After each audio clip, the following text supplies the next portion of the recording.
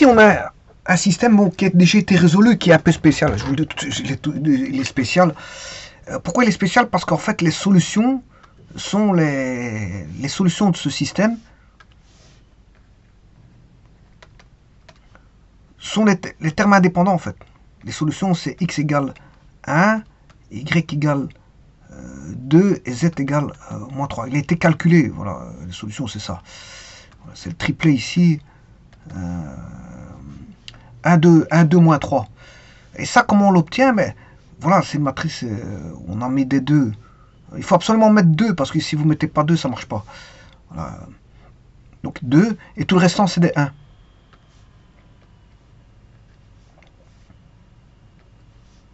Et là, vous pouvez constater que en faisant ça, bah, si vous mettez sur la diagonale de 12, ça ne va pas. Si vous mettez 6 dans la diagonale, ça ne va pas. Il faut absolument 2. C'est le 2 qui va faire en sorte que les solutions sont voilà, les termes indépendants. Voilà, on va dire ça comme ça. Bon, quand on travaille sur un système d'équations, on ne sait pas prévoir les solutions de base. Hein. Donc, bien sûr, quand on l'attaque, on ne se dit pas que ouais, les solutions, ça va être le terme indépendant. Voilà, on ne se dit jamais ça. Mais ici, c'est le cas. Les solutions sont le terme indépendant.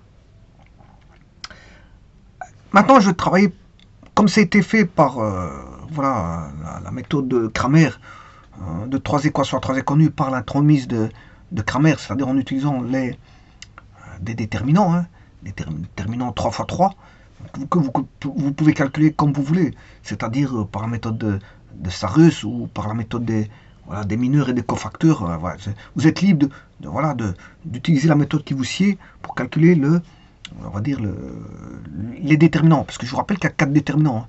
Il y a celui qui est au dénominateur, voilà, et il y a les 3 qui sont au numérateur de x, y et z. Et on a un dénominateur qui est commun à x, y et z, voilà, qui est le même. Hein. Donc on a 4 déterminants à calculer. Donc ici, la technique se base sur un calcul de déterminants, si vous calculez par Cramer. Bon, bah ici, je ne vais pas le faire par Cramer. Alors, Cramer, c'est systématique, pour autant que vous ne fassiez pas d'erreur dans les calculs, tout se passera bien.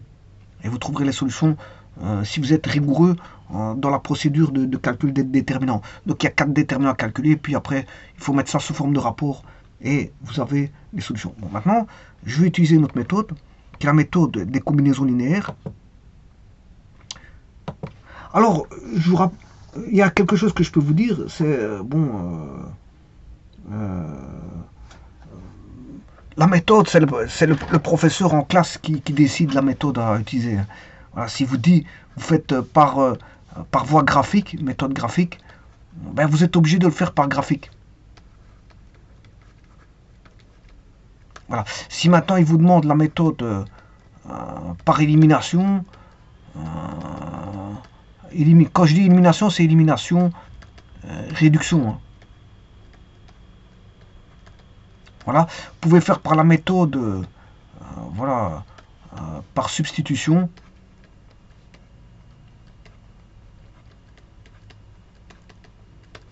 Vous pouvez faire par la méthode, voilà, des combinaisons linéaires. Et alors, il y a d'autres méthodes. Hein. Il y a d'autres méthodes. Il n'y a pas que ces méthodes-là, bien sûr. Il y a d'autres méthodes qui suivent maintenant. Vous avez suffisamment de choix pour choisir une méthode si on ne vous impose pas de méthode.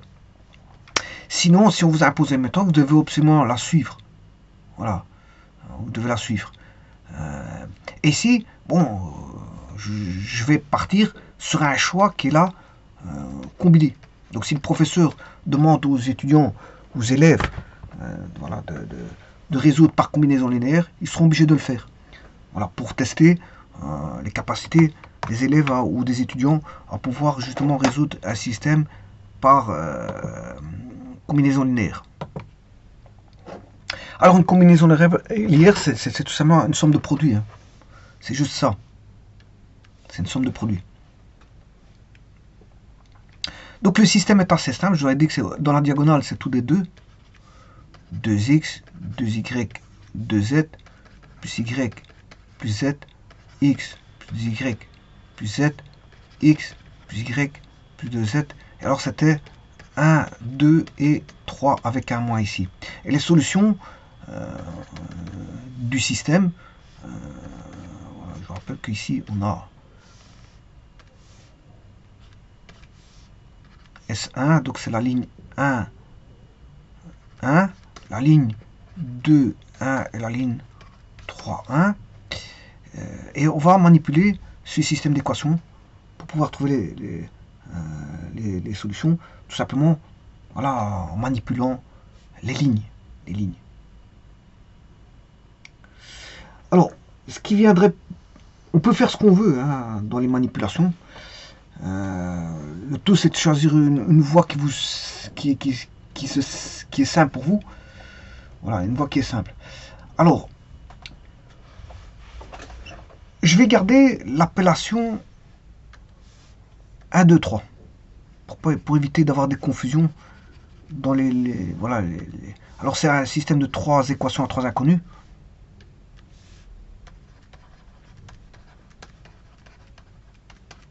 Alors la première chose que je vais faire, je vais garder la première.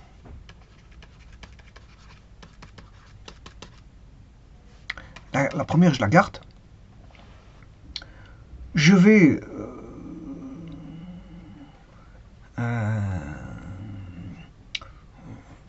faire la 1 moins la 2 de manière à éliminer voilà, le x.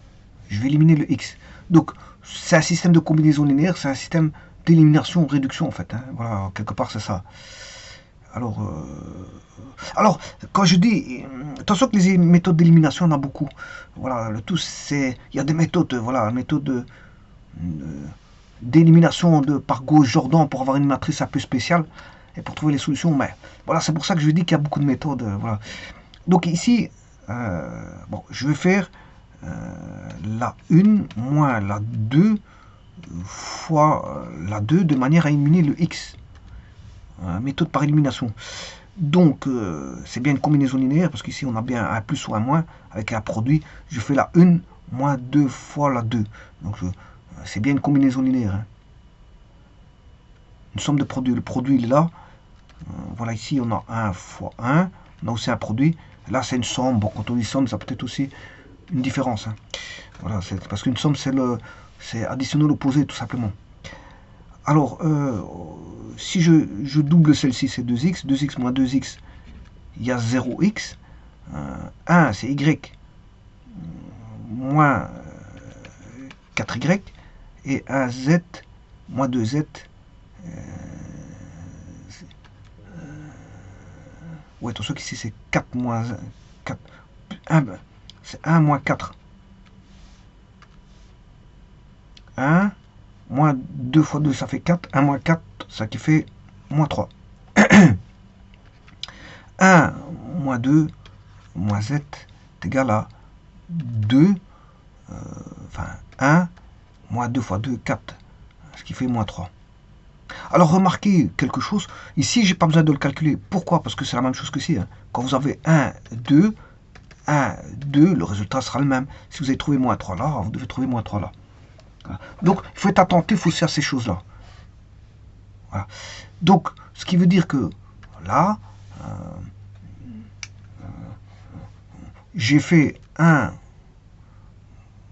moins 2 fois la 2 pour obtenir une équation. Après 3, c'est 4. Donc, j'ai la 4. Donc, ça devient 1, 4. L'équation 1 et l'équation 4. Alors, je peux réécrire, je peux faire une action supplémentaire sur la ligne 3 en faisant tout simplement, alors je vais éliminer le x aussi en faisant tout simplement 2 moins 3. Alors, bien sûr, je vais obtenir une nouvelle équation qui est la 5. Hein. Si je fais 2 moins 3, j'élimine le x et j'obtiens une équation numéro 5. Vous savez, donc je fais x moins x, 2y moins y, et z moins 2z, 2 moins moins 3, 2 plus 3, 5. Attention que c'est 2 moins moins 3, 2 plus 3, ça fait 5. Et voilà le système, voilà, on va dire S2. Donc je reprends. Donc on a les lignes 1, 4, 5. Hein. Les lignes 1, 4, 5.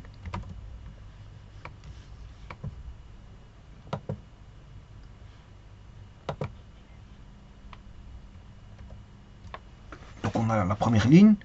La ligne 4 qui a subi une transformation des lignes, voilà, une transformation 1, 4 et 5. Donc ici, vous voyez qu'on a éliminé dans la 4 et 5, on n'a plus de x. On a éliminé le x. Alors, à partir de 4 et 5, je peux traiter. Donc, la 1, elle va rester. Donc, j'ai un système équivalent. La 1, elle reste toujours. Bon, voilà, je veux traiter. Voilà, la 4 et la 5. Vous voyez que je peux éliminer le z. À partir de la 15 et la 5. En faisant la soustraction de 4 moins 5. Alors, si je fais 4 moins 5, je vais obtenir la 6. Alors, 0 moins 0, ça fait 0. On avait déjà 0. Moins 3, moins 1, moins 4y. Et moins z, moins z. Moins z, moins z. Ce qui fait moins z plus z, ça fait 0z. Il n'y a plus de z. Donc, là, on va faire moins 3, moins 5, moins 8. Voilà. Et voilà que, vous voyez qu'on peut trouver, à partir de celle-là, le y. Donc, vous voyez que c'est une équation un inconnu. Bien sûr, on a y moins z égale 5, qui reste l'équation numéro 5. Bon, je vais vers un autre système équivalent, et là, le système équivalent va être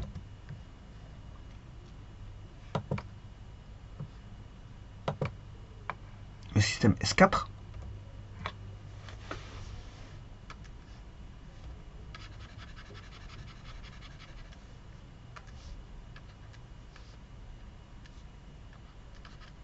Alors, S4.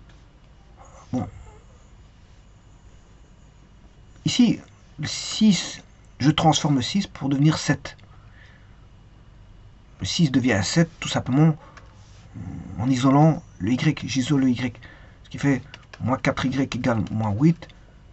Je divise par moins 4, y égale 2.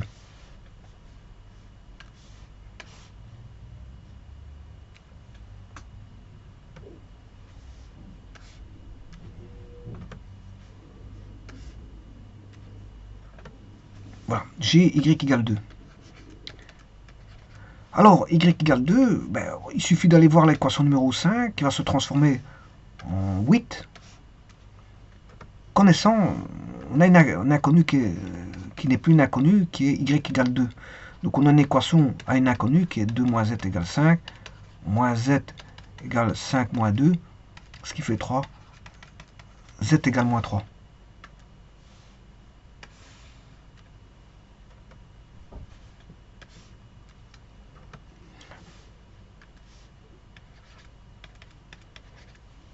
Et l'équation 1 qui devient la 9. Donc vous voyez le système équivalent qui devient la 9. Alors on connaît tout, hein, puisque le y qui vaut 2, le z il vaut moins 8, et on a une équation à une inconnue. 2x moins 8, moins 8 plus 2 moins 6, il passe de l'autre côté, ça fait 6, 6 plus 1, ouais, non ça va pas. Oui, attention que c'est pas moins 8. Parce que je connais les solutions, c'est 1, 2, moins 3, je l'ai trouvé dans la vidéo précédente, et j'avais dit que les solutions sont le terme indépendant. Donc j'ai fait une erreur quelque part. J'ai dit que les solutions c'était le terme indépendant 1, 2, moins 3. Donc ça pourrait pas être bon ça. Alors le 2 il est bon. Donc j'ai fait un mauvais calcul. Le z il ne peut pas être bon. Parce que la solution c'est moins 3. Voilà. Alors, y moins 2 est égal à... Non, c'est pas ça. C'est y qui vaut 2.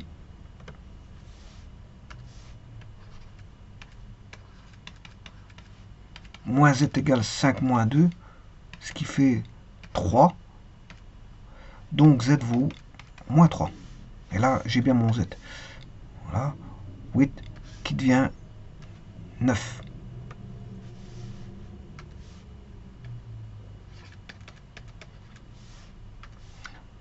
Bon, je connais les solutions parce que je l'ai fait par la méthode de Cramer en me rendant compte que les solutions étaient égales au terme indépendant. Donc, je ne vérifierai pas cette équation parce que j'ai déjà vérifié dans la vidéo précédente. Et maintenant, on n'a plus qu'une équation à une inconnue, 2x plus y plus z égale 1. Le y vaut 2, le z vaut moins 3. 2x égale 1 plus 3 moins 2. 2x égale 4 moins 2, ça fait 2. Donc x valant 1.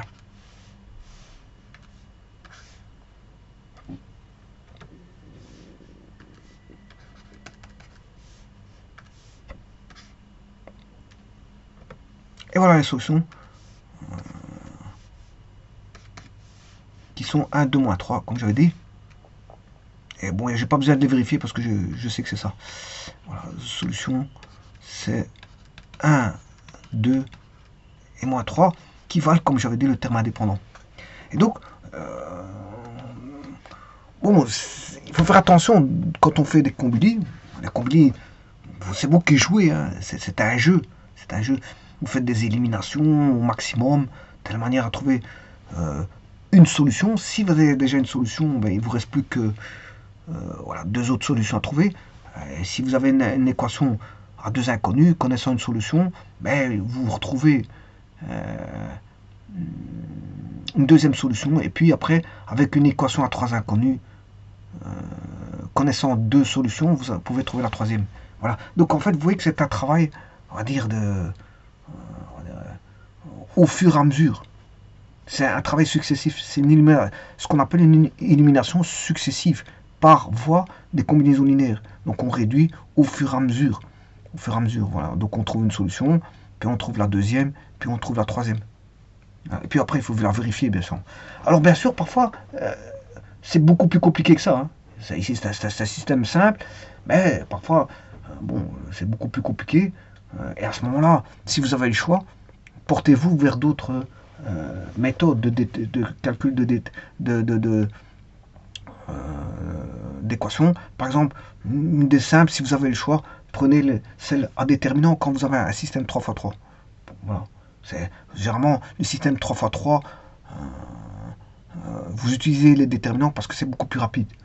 Voilà. Et donc, ce qu'on cherche aussi, c'est la rapidité. Hein. Bon, maintenant, sauf si on vous impose une méthode, là, bon, il faudra prendre le temps qu'il faudra, parce qu'on vous a imposé la méthode. Il y a des méthodes plus simples, mais on vous a imposé une méthode qui est un peu plus lourde, plus rébarbative et plus lourde pour traiter le système. Donc à ce moment-là, vous devez faire avec. Vous ne visez plus la rapidité, vous visez ce qu'on vous demande. Il n'y a plus la rapidité. Maintenant, pour viser la rapidité, il faut avoir le choix. Vous choisissez la méthode qui vous sied le mieux pour aller plus rapidement et plus simplement, pour avoir une meilleure observation des équations, avoir une méthode aisée pour vous faciliter le calcul, etc. Voilà, prenez la méthode des déterminants, c'est vraiment bien visible, tout est bien organisé, et ainsi de suite. Voilà, parce que ici c'est corps simple, hein. Bon, il n'y a pas trop de traitement à faire, mais quand on a un système n avec n plus grand que 3, bon, il faut faire attention, voilà, à ce qu'on fait dans les combinaisons linéaires. On peut vite se tromper, hein. À tous les niveaux, même les déterminants, on peut vite se tromper. C'est partout. Le tout, c'est que quand on fait la vérification, résoudre un système, bon, on n'est jamais sûr de le terminer avec la bonne valeur, hein, je vous le dis tout de suite. Donc à ce moment-là, il y a toujours un check-up. Il faut faire toujours un check-up. Un check-up, c'est un passage obligé, donc ça veut dire qu'il faudra prendre du temps à tester les solutions. Si les solutions ne sont pas bonnes, il faut aller rechercher, il faut faire ce qu'on appelle un débogage, hein, d'office. Vous devez trouver là où est le problème. On ne sait jamais où ce qu'il est. Si vous avez 5 pages d'équations, 5 pages peut-être faut-il remonter à la base et revoir toutes les 5 pages, les 5 copies. Mais en tout cas, ce qu'on demande ici, pour avoir une certaine rigueur, il faut déjà une certaine propreté d'écriture. Parce que si on ne s'y retrouve plus avec les écritures, voilà, que tout est mélangé, que bon, on retrouve une écriture à droite, une écriture à la page de gauche, que voilà, il n'y a pas de suite logique. Je vous dis, pour avoir un travail de rigueur, ben, il faut avoir une suite logique d'écriture déjà. Hein. Une écriture propre, voilà, qui séquence chacune des étapes. Hein. Plus vous séquencez les étapes, et plus, bon, pour trouver l'erreur, c'est beaucoup plus facile.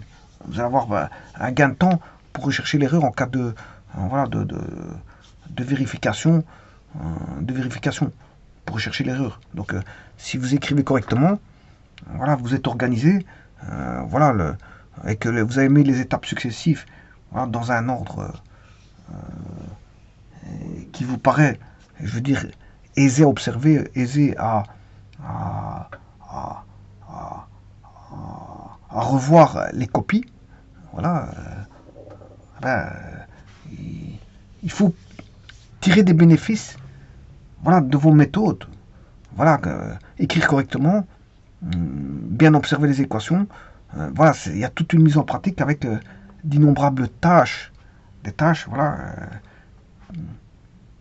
qui demandent des rigueurs, c'est des tâches rigoureuses, voilà, et résoudre un système, c'est des tâches rigoureuses. Donc on demande tout de faire dans les règles de l'art. Bon, d'abord, ça commence par une belle écriture. Hein. Une belle écriture, ne pas être brouillon, et ainsi de suite. Voilà. Détailler ce qu'on fait pour pouvoir vérifier en cas de vérification, et ainsi de suite. Voilà, il faut avoir les bonnes démarches. Les bonnes démarches pour avoir... la rigueur ne se fait pas dans un cadre brouillon. Hein. Une démarche de rigueur, c'est une démarche organisée. Voilà, une démarche organisée. Et bien sûr, avec la meilleure écriture qu'on peut, que vous devez avoir pour pouvoir intervenir le cas échéant s'il y a une correction à faire. Parce que si c'est brouillon, qu'on ne voit pas ce qu'il est marqué, si c'est très petit, trop grand, mal écrit, etc., bon, c'est déjà un frein, je veux dire, à déjà comprendre ce qu'on fait, une perte de temps pour essayer de comprendre, essayer de lire ce qui est écrit. Hein. C'est quelqu'un qui écrit mal son 3 ou moins 3, il écrit mal.